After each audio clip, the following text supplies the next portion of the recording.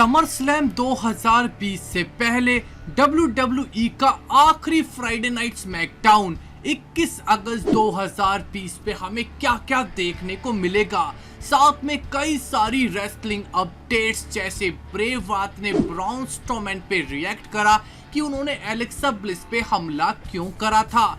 NXT takeover का match का spoiler सामने आया है कि कीथ ली और कैरियन क्रॉस के बीच में कौन जीतने वाला है। ड्रू मैकइंटायर ने समर स्लैम 2020 के बाद किस सुपरस्टार के साथ अपनी राइवलरी को करा है टीज। बिग ई ने क्या कहा रोमन रेंस के बारे में। रे मिस्टीरियो अपने बेटे में क्या बदलना चाहते हैं। सेथ रोलिंग्स ने डोमिनिक मिस्टीरियो के बारे में क्या कहा। और आखिरी खबर, ड्रू मैकइंटायर ने क्या कहा रेंडी ऑर्टन के बारे में, और रेंडी ऑर्टन से जीतना उनके लिए क्यों है बेहद ही इंपॉर्टेंट होगा। दोस्तों ये सब इस वीडियो में रिवील। मेरा नाम है नितिश वशिष्ठ एंड आप देख रहे हैं WWE हिंदी एम्पायर चैनल। तो दोस्तों शुरू करते हैं सबसे पहले रेसलिंग अपडेट्स के साथ, और सबसे पहले बात करेंगे NXT टेकओवर के बारे में, जो हमें बहुत जल्दी देखने को मिलने वाला है। और यहाँ पे NXT चैंपियनशिप मैच होगा Keith Lee versus Karrion Kross के बीच में। दोस्तों शायद इस मैच का रिजल्ट स्पॉइल हो चुका है। www.shop.com पे कैरियन क्रॉस उनकी साथी स्कारलेट की एक फोटो अपलोड करी स्पेशली टाइटल्स को बेचने के लिए, जहां पे कैरियन क्रॉस को NXT का चैंपियन दिखाया गया। ये पोस्ट WWE ने डिलीट तो कर दी, पर इस पोस्ट के डिलीट होने से पहले कई रेसल न्यूज चैनल्स ने इसका स्क्रीनशॉट ले लिया, जिसके बाद दोस्तों रूमर आया है कि NXT टेकओवर पे कैरियन क्रॉस हमें नए NXT चैंपियन बनते हुए दिखेंगे और कीथ ली अपनी चैंपियनशिप हार जाएंगे। अभी दोस्तों इसको सिर्फ एक स्पॉइलर और रूमर के तौर पे ही देखिएगा। इसके बाद दोस्तों ड्रू मैकइंटायर ने समर स्लैम 2020 के बाद अपनी WWE चैंपियनशिप को किस सुपरस्टार के खिलाफ डिफेंड करने की इच्छा जताई है, और उस सुपरस्टार का नाम है शेमस फ्राइडे नाइट स्मैकडाउन के सुपरस्टार हैं। ड्रू मैकइंटायर ने शेमस के खिलाफ अपनी चैंपियनशिप को डिफेंड करने की बात इस वजह से रखी कि ड्रू मैकइंटायर और शेमस कई सालों से दोस्त हैं, और WWE को ड्रू मैकइंटायर और शेमस की दोस्ती का फायदा उठाना चाहिए और इन दोनों सुपरस्टार्स के बीच में एक राइवलरी दिखानी चाहिए। ड्रू मैकइंटायर का मानना है इस राइवलरी में पर्सनल फैक्टर होने की वजह से ये बेहद ही इमोशनल राइवलरी बनेगी। और आपको बता दें कि ड्रू मैकइंटायर शेमस के खिलाफ अपनी चैंपियनशिप को रेसलमेनिया पे डिफेंड करना चाहते हैं। यानी कि ड्रू मैकइंटायर के पास ऑप्शंस तो काफी सारे हैं, पर पहले ड्रू मैकइंटायर को रेंडी ऑर्टन से पार पाना पड़ेगा। इसके बाद दोस्तों रे मिस्टीरियो अपने बेटे में एक बदलाव करना चाहते हैं। रे मिस्टीरियो चाहते हैं कि डोमिनिक मिस्टीरियो समर स्लैम 2020 के बाद एक मास्क पहने और अपना नाम डोमिनिक मिस्टीरियो बदल के जो उनका रियल नेम है वो एक रेसलिंग नेम अपना लें और नाम रखें प्रिंस मिस्टीरियो। यानी कि रे मिस्टीरियो चाहते हैं कि जैसे रे मिस्टीरियो मास्क पहनते हैं ऐसे ही डोमिनिक मिस्टीरियो भी एक मास्क पहने और वो अपना नाम प्रिंस मिस्टीरियो रख लें। वैसे अच्छा सजेशन है, क्योंकि मिस्टीरियो फैमिली में ज्यादातर रेसलर्स मास्क पहन के ही लड़े हैं। इसके बाद दोस्तों सेथ रोलिंग्स ने कहा कि डोमिनिक मिस्टीरियो कोई नेपोटिज्म के प्रोडक्ट नहीं है। कई लोगों ने दोस्तों ये बातें करनी स्टार्ट कर दी हैं कि डोमिनिक मिस्टीरियो को समर स्लैम 2020 पे बड़ा मैच सिर्फ इस वजह से मिल रहा है क्योंकि उनके बाप यानी कि फादर रे मिस्टीरियो हैं। रे मिस्टीरियो के बैकस्टेज इन्फ्लुएंस की वजह से डोमिनिक मिस्टीरियो को उनका डेब्यूट मैच भी सेथ रोलिंग्स जैसे बड़े स्टार के खिलाफ मिला है, वो भी समर स्लैम 2020 पे। सेथ रोलिंग्स ने दोस्तों डोमिनिक मिस्टीरियो के बारे में एक बात कही कि अभी तक डोमिनिक मिस्टीरियो ने मेरे को हर चीज में टक्कर दी है, चाहे वो प्रोमो हो, इन रिंग फाइट्स हो या कुछ भी हो। सेथ रोलिंग्स का कहना है कि डोमिनिक मिस्टीरियो एक अच्छे रेसलर हैं और डोमिनिक मिस्टीरियो को इतना बड़ा मौका मिलने पे अगर किसी को सबसे ज्यादा नाराज होना चाहिए तो वो सेथ रोलिंग्स होने चाहिए, क्योंकि सेथ रोलिंग्स को पहला जब बड़ा मैच मिला था वो 9 से 10 साल ऑलरेडी प्रोफेशनल रेसलिंग में बिता चुके थे, यानी कि उन्होंने घाट घाट का पानी पिया था, तब जाके उन्हें WWE जैसी बड़ी कंपनी में परफॉर्म करने का मौका मिला था। और दूसरी तरफ डोमिनिक, जिन्हें सिर्फ अपने पहले ही मैच में इतना बड़ा मौका मिल गया। सेथ रोलिंस का कहना है कि डोमिनिक मिस्टीरियो को उनकी चीज अलग तरीके से मिली, क्योंकि हर एक रेसलर का करियर या हर एक इंसान का पाथ अलग होता है और उसको उस चीज के लिए क्रिटिसाइज करना सही नहीं है। इसके बाद दोस्तों बिग ई ने रोमन रेंस के बारे में क्या कहा।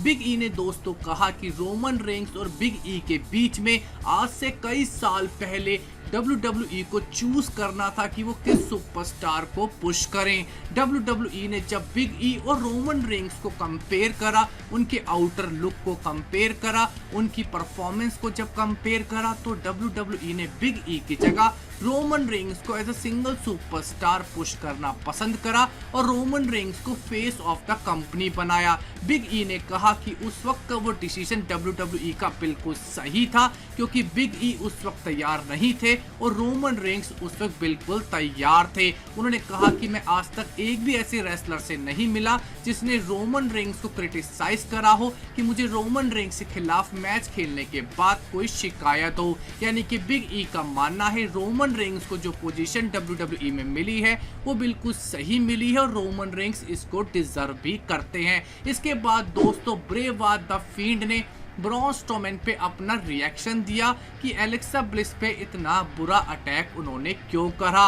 ब्रॉन स्ट्रोमैन के बारे में ब्रे वायट ने अपने इंटरव्यू में कहा कि ब्रॉन स्ट्रोमैन का दिमाग सटक गया है जब से वो गंजे हुए हैं। साथ में उन्होंने कहा कि वो बिलीव नहीं कर सकते कि ब्रॉन स्ट्रोमैन एलेक्सा ब्लिस को इतनी 43 फीट ऊपर से कैसे गिर सकते हैं। वैसे 43 फीट असली में नहीं होगा, हार्डली 10 फीट था दोस्तों, पर ब्रे वायट का मानना है कि ब्रॉन स्ट्रोमैन का दिमाग सटक गया है, जिसको अब द फील्ड ब्रे वायट ही ठीक कर सकते हैं। यानी कि दोस्तों ब्रे वायट अपने इस कैरेक्टर को लेके अपने इंटरव्यू में तक पहुंच गए हैं। इसके बाद दोस्तों आखिरी बार ड्रू मैकिंटायर ने रेंडी ऑर्टन के बारे में क्या कहा। रेंडी ऑर्टन की तारीफ करते हुए ड्रू मैकिंटायर ने कहा कि रेंडी ऑर्टन मेरे से इस वक्त नेक्स्ट लेवल पे हैं। अगर मैं रेंडी ऑर्टन को हरा पाता हूं तो मैं WWE में एक ऐसा स्टार बन जाऊंगा जो फ्यूचर में ऑडियंस को एरिनास तक लेकर आएगा। ड्रू मैकिंटायर के अकॉर्डिंग रेंडी ऑर्टन को हराना बहुत ज्यादा जरूरी है। अगर ड्रू मैकिंटायर को एक बड़ा स्टार बनना है WWE में, रेंडी ऑर्टन को एक नेक्स्ट लेवल का सुपरस्टार मानते हैं जो WWE में बड़ी मुश्किल से मिलता है। इसके बाद दोस्तों बात करेंगे हम स्मैकडाउन के प्रीव्यू के बारे में कि हमें 21 अगस्त 2020 को क्या क्या देखने को मिलेगा, जिसको बताने के लिए मुझे आपके सामने आना ही पड़ेगा। नमस्कार दोस्तों, 21 अगस्त 2020 की फ्राइडे नाइट स्मैकडाउन के लिए WWE ने ऑलरेडी 4 बड़ी चीजें अनाउंस कर दी हैं। तो सबसे पहले बात करते हैं इंटरकॉन्टिनेंटल चैंपियनशिप मैच के बारे में। इस फ्राइडे नाइट स्मैकडाउन पे दोस्तों जेफ हार्डी एजे स्टाइल्स को इंटरकॉन्टिनेंटल चैंपियनशिप मैच के लिए चैलेंज करते हुए दिखेंगे। दोस्तों इस मैच में पूरी उम्मीद है जोसेफ पार्क यानी कि अब्बेस की भी एक बड़ी भूमिका हो सकती है। टाइटल चेंज होने के चांसेस तो बहुत कम है। इस मैच का दोस्तों शायद रिजल्ट भी आपको सही तरीके से ना निकलता हुआ दिखे, क्योंकि समर स्लैम 2020 पे आखिरी मैच हमें यही ऐड होता हुआ दिख सकता है। इसके बाद दोस्तों हमें फिर से फ्राइडे नाइट स्मैकडाउन पे ऑस्का एक टैग टीम पार्टनर ढूंढती हुई दिख सकती हैं बेली और साशा बैंक्स के खिलाफ एक टैग टीम मैच खेलने के लिए। पर दोस्तों पूरा चांस है कि इस फ्राइडे नाइट स्मैकडाउन पे हमें ऑस्का की पिटाई होती हुई जरूर दिख सकती है। इसके बाद दोस्तों हमें मैट रिडल बैरन कॉर्बिन को कन्फ्रंट करते हुए दिख सकते हैं और इन दोनों सुपरस्टार्स के बीच में ब्रॉल होता हुआ दिख सकता है। इसके अलावा दोस्तों WWE ने अनाउंस करा है कि बिग ई अपना रिवेंज लेने की कोशिश करेंगे शेमस के खिलाफ, यानी कि एक सिंगल्स मैच हमें बिग ई और शेमस के बीच में देखने को मिलेगा। बिग ई के बड़े पुश को लेकर जो बातें हैं वो सच होती जा रही हैं। इस मैच में दोस्तों मुझे लगता है कि बिग ई शेमस के ऊपर एक बड़ी जीत हासिल करने वाले हैं। इसके अलावा दोस्तों WWE ने अनाउंस करा है कि लूचा हाउस पार्टी नाकामूरा और सिजारो को एक टैग टीम मैच में चैलेंज करेंगे और इस स्मैकडाउन का टैग टीम चैंपियनशिप मैच होगा। दोस्तों हमें इस फ्राइडे नाइट स्मैकडाउन में भी रेट्रिब्यूशन के मेंबर्स आते हुए दिख सकते हैं और कई सारे ऐसे करतब कर सकते हैं जिससे स्मैकडाउन में हंगामा मच जाए। पर इस फ्राइडे नाइट स्मैकडाउन में दोस्तों पूरी उम्मीद है कि स्मैकडाउन सुपरस्टार्स भी रेट्रिब्यूशन का सामना करने की कोशिश करेंगे। इसके बाद दोस्तों मेन इवेंट के तौर पे WWE ने ऑलरेडी एडवर्टाइज कर दिया है कि ब्रॉन स्ट्रोमैन समर स्लैम से पहले एक फाइनल मैसेज डिलीवर करने के लिए आएंगे। अगर ब्रॉन स्ट्रोमैन आएंगे रिंग में तो दोस्तों हमें दो चीजें देखने को मिल सकती है। पहले ब्रॉन स्ट्रोमैन द फील्ड और एलेक्सा ब्लिस के बारे में कुछ कहेंगे, जिसके बाद एलेक्सा ब्लिस फिर से ब्रॉन स्ट्रोमैन को कन्फ्रंट करने के लिए आ सकती है कि पिछले हफ्ते तूने मुझे मारा कैसे। ब्रॉन स्ट्रोमैन यही गलती दोबारा करने की कोशिश करेंगे कि एलेक्सा ब्लिस पे हमला कर सकते हैं, पर द फील्ड पहली बार शायद किसी सुपरस्टार को मारने की जगह बचाने के लिए आएंगे। यानी कि फील्ड एलेक्सा ब्लिस को बचाने के लिए इस फ्राइडे नाइट स्मैकडाउन में आ सकते हैं ब्रॉन स्ट्रोमैन से, जिसके बाद इस स्टोरी लाइन में और भी ज्यादा उछाल आने की पूरी संभावना है। तो दोस्तों हम आपसे इस वीडियो में यही पूछना चाहेंगे कि आपको लगता है कि फील्ड एलेक्सा ब्लिस को बचाने के लिए इस फ्राइडे नाइट स्मैकडाउन में आ सकते हैं? आप अपना ओपिनियन हमारे कमेंट सेक्शन में जरूर दीजिएगा। हमारी इस वीडियो को देखने बहुत शुक्रिया। हमारे चैनल को सब्सक्राइब कीजिए, लाइक एंड शेयर। आपका बहुत धन्यवाद।